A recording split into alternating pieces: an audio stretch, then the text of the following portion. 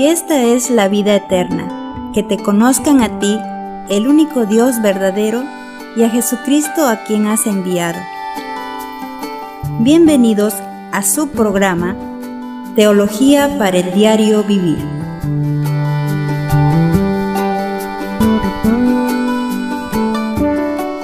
Bienvenidos al programa Teología para el Diario Vivir.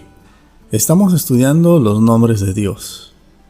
El nombre de Dios que vamos a estudiar el día de hoy es Jehová Sabaoth, que significa Dios de los ejércitos. El nombre Jehová Sabaoth nos recuerda que Dios es el Señor de toda la creación. Amós 4:3 dice: Porque he aquí el que forma los montes y crea el viento y anuncia al hombre su pensamiento, el que hace de las tinieblas mañana y pasa sobre las alturas de la tierra, Jehová Dios de los ejércitos es su nombre. Él es el Señor de todo el ejército celestial. Jehová Sabaoth en su raíz hace referencia a un capitán o general que comanda un ejército poderoso. Este nombre se usa más de 270 veces en la Biblia. Jehová Sabaoth es el nombre de Dios más usado en todas las Escrituras. Este nombre combina el nombre personal de Dios Jehová o Yahweh con la palabra hebrea Sabaoth, que significa huestes o ejército. La palabra hebrea Sabaoth es un término militar y en las Escrituras se usa para referirse a una gran congregación, también se usa para referirse a un gran ejército, se usa también para referirse a las estrellas en el firmamento, como también se usa para referirse a los seres angelicales. Lo importante de este nombre es que ya sean ejércitos, ángeles o estrellas, Jehová Sabaoth es el Señor de los ejércitos. Gobierna sobre todas las cosas tanto en la tierra como en el cielo. El Señor de los ejércitos enfatiza el gobierno de Dios sobre cualquier otro poder en el universo, sea material o espiritual. El nombre Jehová Sabaoth también nos recuerda que Dios es el protector de todos los que confían en Él. Si eres hijo de Dios, entonces le perteneces a Él y Él te protegerá. Literalmente, Dios lucha por ti. Dios tiene a su disposición todo el universo creado con el fin de cumplir sus propósitos. Veamos algunas de las historias en las Escrituras donde vemos a la creación luchando en nombre de Jehová Sabaoth, el Señor de los ejércitos. Un ejemplo que vemos en las Escrituras es cuando el Mar Rojo se dividió para que el pueblo de Israel pueda pasar, pero luego se juntó para matar a todo el ejército egipcio. Otro hecho en las Escrituras es cuando la tierra se abrió y tragó a Coré, sus hombres y a todos los bienes que ellos tenían. ¿Quién no recuerda la historia cuando el sol y la luna se detuvieron para que Josué pueda vencer a sus enemigos? Isaías nos relata la historia de cómo un solo ángel mató a 185,000 soldados asirios. Jesús, la noche que fue arrestado, aseguró a sus discípulos que tenía más de 12 legiones de ángeles que podían librarlo. Cuando el rey Asa se enfrentó a un ejército etíope de 1,000,000 de hombres, oró esta oración. Segunda de Crónicas, capítulo 14, versículo 11 dice: Y clamó a Asa a Jehová su Dios y dijo: Oh Jehová, para ti no hay diferencia alguna en dar ayuda al poderoso o al que no tiene fuerzas. Ayúdanos, oh Jehová Dios nuestro, porque en ti nos apoyamos, y en tu nombre venimos. Contra este ejército, oh Jehová, tú eres nuestro Dios. No prevalezca contra ti el hombre. La esencia de este nombre de Dios es la de un guerrero todopoderoso que lucha por su pueblo. David lo dijo de esta manera en el Salmo 27. Estos confían en carros y aquellos en caballos, mas nosotros del nombre de Jehová nuestro Dios tendremos memoria. Estamos en medio de una batalla espiritual, pero debemos recordar que estamos del lado ganador. El nombre Señor de los ejércitos enfatiza al Señor como soberano, sobre todos los poderes del cielo y la tierra. Este es un nombre muy esperanzador para el Hijo de Dios. Éxodo 15:3 dice: Jehová es varón de guerra, Jehová es su nombre. El Señor de los ejércitos nos da protección, por eso debemos confiar en Él. Las potencias, los reyes y presidentes de las naciones más grandes y poderosas del mundo no son nada comparados con nuestro gran Dios, el Señor de los ejércitos. Nabucodonosor fue el rey más grande de su tiempo. Cuando él se enorgulleció por lo que había logrado, fue humillado por Dios durante 7 años. Después de esto llegó a conocer quién era el Señor de los ejércitos. Escucha las palabras del gran rey Nabucodonosor en Daniel 4:35. Todos los habitantes de la tierra son considerados como nada, y él hace según su voluntad, en el ejército del cielo y en los habitantes de la tierra. Y no hay quien detenga su mano y le diga, ¿qué haces? El nombre Señor de los ejércitos enfatiza el gobierno de Dios sobre cualquier otro poder material y espiritual. Quiero que veamos la historia de David y Goliat para entender realmente cómo el nombre Señor de los ejércitos puede ser personal y transformador para cada uno de nosotros. Al mirar este asombroso relato que aparece en 1 de Samuel capítulo 17, quizás nos veamos tentados a compararnos con David. ¿Cuántas veces hemos escuchado decir, puedes matar a tus gigantes? Pero en realidad David es un tipo de Cristo. Él es el rey elegido por Dios. Cristo es el rey verdadero que conquista a todos sus enemigos. Entonces, ¿con quién nos podemos identificar en esta historia? Creo que con quién más nos podemos identificar en esta historia es con el ejército de Israel, que estaban temblando en el campo de batalla. Cristo es nuestro gran rey. Él es nuestro libertador. Aprenderemos mucho de Él en esta historia. En primer lugar, vamos a ver que el Señor de los ejércitos nos protege. Vamos a dar lectura a 1 de Samuel capítulo 17, versículos 40 al 51. Y tomó su cayado en su mano y escogió 5 piedras lisas del arroyo y las puso en el saco pastoril, en el zurrón que traía, y tomó su honda en su mano y se fue hacia el filisteo. Y el filisteo venía andando y acercándose a David y su escudero delante de él. Y cuando el filisteo miró y vio a David, le tuvo en poco, porque era muchacho y rubio y de hermoso parecer. Y dijo el filisteo a David, ¿soy yo perro para que vengas a mí con palos? Y maldijo a David por sus dioses. Dijo luego el filisteo a David, ven a mí, y daré tu carne a las aves del cielo y a las bestias del campo. Entonces dijo David al filisteo, tú vienes a mí con espada y lanza y jabalina, mas yo vengo a ti en el nombre de Jehová de los ejércitos, el Dios de los escuadrones de Israel, a quien tú has provocado. Jehová te entregará hoy en mi mano, y yo te venceré y te cortaré la cabeza, y daré hoy los cuerpos de los filisteos a las aves del cielo y a las bestias de la tierra, y toda la tierra sabrá que hay Dios en Israel. Y sabrá toda esta congregación que Jehová no salva con espada y con lanza, porque de Jehová es la batalla, y él los entregará en nuestras manos. Y aconteció que cuando el filisteo se levantó y echó a andar para ir al encuentro de David, David se dio prisa, y corrió a la línea de batalla contra el filisteo. Y metiendo David su mano en la bolsa, tomó de allí una piedra y la tiró con la honda, e hirió al filisteo en la frente, y la piedra quedó clavada en la frente y cayó sobre su rostro en tierra.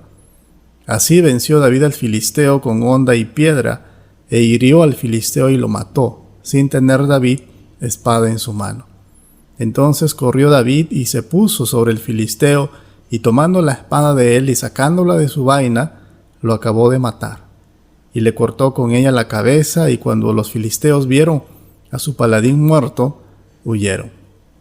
Físicamente, David no podía derrotar a Goliat. Estratégicamente, David no podía derrotar a Goliat porque no tenía armadura ni espada, sino 5 piedras y su honda. Lógicamente, David no tuvo ninguna posibilidad con el gigante Goliat. Esto mismo sucedió con nuestro Señor Jesucristo. La noche en que Jesús fue arrestado, dijo a sus discípulos que tenía a su disposición más de 12 legiones de ángeles que lucharían por él. Si Dios tenía tanto poder a su disposición, ¿por qué no hizo algo para salvarse a sí mismo? Este hombre que echó fuera demonios, caminó sobre el agua, resucitó a los muertos, multiplicó los panes por miles y calmó una furiosa tempestad, ¿por qué no hizo nada para salvarse a sí mismo? Si él era Dios hecho hombre, ¿por qué fue clavado en una cruz romana? Todos conocemos la respuesta, ¿verdad? Dios dio a su Hijo para que tomara nuestro lugar. Él fue azotado y fue objeto de burla. Fue desnudado en una cruz, coronado con una corona de espinas en su frente y exhibido públicamente. Todo esto tuvo que ser necesario para que Jesús se convirtiera en el Salvador del mundo. No a través de una demostración de su poder sobrenatural, sino a través de una exhibición de aparente debilidad. Descartó todas las armas, excepto el someterse a la voluntad de su Padre, entregando su vida como el Redentor del hombre. Isaías identifica al Señor de los ejércitos como nuestro Señor y Redentor Jesucristo. Isaías 44:6 dice: Así dice Jehová, Rey de Israel, y su Redentor, Jehová de los ejércitos: Yo soy el primero y yo soy el postrero, y fuera de mí no hay Dios. La Biblia nos dice en 2 Corintios capítulo 5, versículo 21, al que no conoció pecado, por nosotros lo hizo pecado, para que nosotros fuésemos hechos justicia de Dios en él. David es un tipo de nuestro Señor Jesús, y Goliat representa todo lo que es el pecado, la muerte, el infierno, la condenación. Pablo nos dice que nuestra batalla no es contra sangre y carne, sino contra principados, contra potestades, contra los gobernadores de las tinieblas de este siglo, contra huestes espirituales de maldad en las regiones celestes. En Efesios 6, Pablo nos insta a estar uniformados para la batalla. Debemos tener puesto toda la armadura de Dios para que podamos resistir y estar firme. También debemos recordar que aunque la batalla sea muy dura, el Señor de los ejércitos estará con nosotros. Efesios 3:20 dice: Y aquel que es poderoso para hacer todas las cosas mucho más abundantemente de lo que pedimos o entendemos, según el poder que actúa en nosotros. Por lo tanto, debemos estar tranquilos y recordar que Él está con nosotros en nuestras luchas diarias. Salmo 46, 10 al 11 dice: Estad quietos y conoced que yo soy Dios. Seré exaltado entre las naciones, enaltecido seré en la tierra. Jehová de los ejércitos está con nosotros. Nuestro refugio es el Dios de Jacob. También el Salmo 84, 12 dice: Jehová de los ejércitos, dichoso el hombre que en ti confía.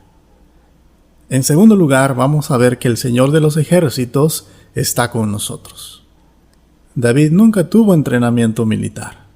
Él nunca tuvo entrenamiento básico en el ejército.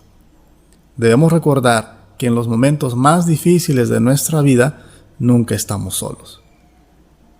Primera de Samuel capítulo 17 versículo 37 al 39 dice: Añadió David: Jehová, que me ha librado de las garras del león y de las garras del oso, Él también me librará de la mano de este filisteo. Y dijo Saúl a David: Ve, y Jehová esté contigo. Y Saúl vistió a David con sus ropas y puso sobre su cabeza un casco de bronce y le armó de coraza. Y ciñó David su espada sobre sus vestidos y probó a andar, porque nunca había hecho la prueba. Y dijo David a Saúl: Yo no puedo andar con esto, porque nunca lo practiqué. Y David echó de sí aquellas cosas. Saúl le dice a David en el versículo 37, Ve y Jehová esté contigo. Pero inmediatamente mira lo que hace Saúl. Versículo 38 dice: Y Saúl vistió a David con sus ropas y puso sobre su cabeza un casco de bronce y le armó de coraza. ¿Te imaginas esta escena? Saúl le está vistiendo a David con su armadura real. Le da su propia espada. Me imagino lo que David estaba pensando en esos momentos. Saúl me acaba de decir que Dios está conmigo, pero sin embargo me está poniendo su armadura. En el versículo 39, David le dice a Saúl: yo no puedo andar con esto, porque nunca lo practiqué. Y David echó de sí aquellas cosas. David estaba confiando en Dios y no en las armas que Saúl le había proporcionado. Nunca estamos solos en las batallas de la vida. Recuerde, Cristo es nuestro David. Él nunca nos dejará ni nos desamparará. Debido a que Dios siempre está presente en nuestras batallas, siempre estamos armados. David no parecía estar hecho para esta batalla. Mira lo que Saúl decía de David. 1 Samuel 17:33 dice: dijo Saúl a David: no podrás tú ir contra aquel filisteo para pelear con él, porque tú eres muchacho, y él un hombre de guerra desde su juventud. Pero mira lo que hizo David. El versículo 40 nos dice que tomó su cayado en su mano y escogió 5 piedras lisas del arroyo y las puso en el saco pastoril, en el zurrón que traía, y tomó su honda en su mano y se fue hacia el filisteo. Luego el versículo 41 nos relata: y el filisteo venía andando y acercándose a David y su escudero delante de él. David no tenía armadura, ni lanza, ni espada. David no estaba confiando en su propia capacidad, ni en las armas sencillas que tenía. Su total confianza estaba en el poder del Señor. Ninguna de las grandes victorias que vemos en la Biblia se libró con armamento sofisticado o grandes ejércitos.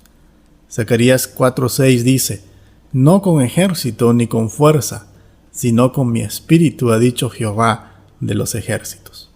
Según a los Corintios 10:4 dice: porque las armas de nuestra milicia no son carnales, sino poderosas en Dios para la destrucción de fortalezas. Cada generación debe aprender a luchar y a seguir a Dios. Cada batalla en la Biblia es una batalla nueva y diferente, que dependía solo del Señor. Otra cosa que aprendemos en esta historia es que debemos tener temor de Dios y no temor de la batalla. David tenía conciencia de la grandeza de Dios, mientras que los soldados de Israel estaban asombrados por el gran guerrero Goliat.